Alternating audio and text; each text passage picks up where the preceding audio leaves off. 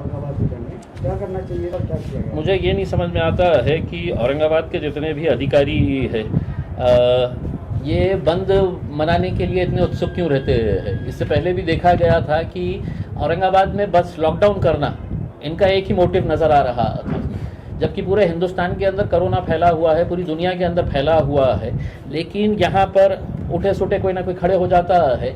और हमारा ये कहना था कि अधिकारियों के साथ लोक प्रतिनिधियों की भी जिम्मेदारी होती है उसमें। हमने कहा था कि ये 4 अधिकारी अगर बैठ के अगर ये फैसला कर रहे हैं तो हम कोई गोटियाँ खेलने के लिए नहीं बने हैं। उसमें शहर में आमदार है, शहर में खासदार है, आप उनको भी कॉन्फिडेंस के अंदर लीजिएगा। और क्या फ़ैसला लिया गया है आपने कहा है कि नहीं ये खुला रहेगा, ये बंद रहेगा करके, सैटरडे और संडे कंप्लीट लॉकडाउन रहेगा करके।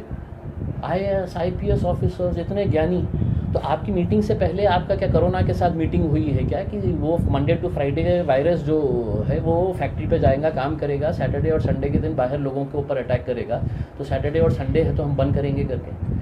क्या लॉजिक क्या है? आप हमको बताइए ना, उसमें हमको अकल नहीं है, हमको समझ में नहीं आता है। आप बहुत ज्ञानी है तो हमको समझाइएगा कि सैटरडे संडे है तो आप सिर्फ बंद कर रहे हैं कंप्लीट लॉकडाउन, और बाकी दिनों के अंदर ये खुला ये बंद। फिर उसमें ये फैसला लेते हैं कि शादी रजिस्टर्ड कर देना करके। शादी ज़िंदगी में कोई भी माँ बाप के लिए है तो अपने बच्चे की, अपने बच्ची की शादी के लिए वो ज़िंदगी भर कमाता है, मेहनत करता है। अब जिसकी शादी है तो 24 घंटे के बाद थी, जिसने है तो अपनी पूरी तैयारी कर लिया, उसने खाने पीने का इंतज़ाम कर लिया, उसने है तो अपना पूरा शादी हॉल का पैसा जमा कर दिया, और तुम अचानक बोल देते हैं कि शादी रजिस्टर्ड करो।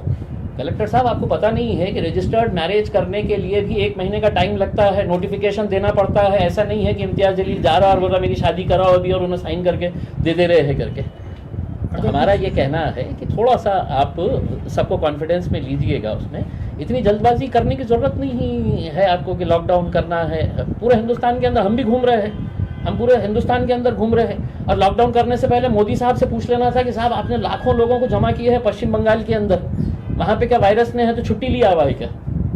जहाँ जहाँ इलेक्शन हो रहे हैं वहाँ पर वायरस की छुट्टी, और यहाँ पे 4 अधिकारी बोल रहे हैं कि नहीं नहीं नहीं हमको लॉकडाउन करने का है करके। जब तक अच्छे डिसीजंस रहेंगे हम साथ देंगे, जब तक नहीं रहेंगे तो खुदा हाफिज़। अगर जिन लोगों ने शादी की डेट ले चुके हैं तो उनके लिए आप क्या मदद कर सकते हैं? नहीं बिल्कुल, अगर कोई शादी करना चाह रहा है तो हम पूरी तरीके से निर्बंध, जैसा फैक्ट्रीज़ के अंदर, इंडस्ट्री के अंदर आपने इजाज़त दी है, क्या बोल रहे हैं कि नहीं फैक्ट्री वाले पूरी तरीके से इसको अच्छे तरीके से मेंटेन करेंगे। वही लॉजिक आप शादी खानों के अंदर कर दीजिएगा कि साहब 100 लोगों से ज़्यादा कोई नहीं आएगा या 50 लोगों से ज़्यादा नहीं आएगा करके। आप अचानक बोल रहे हैं कि नहीं रजिस्टर्ड मैरिज कर दीजिएगा करके। वाह कलेक्टर साहब, हाँ बहुत ही अच्छा आपने फैसला लिए हुए है।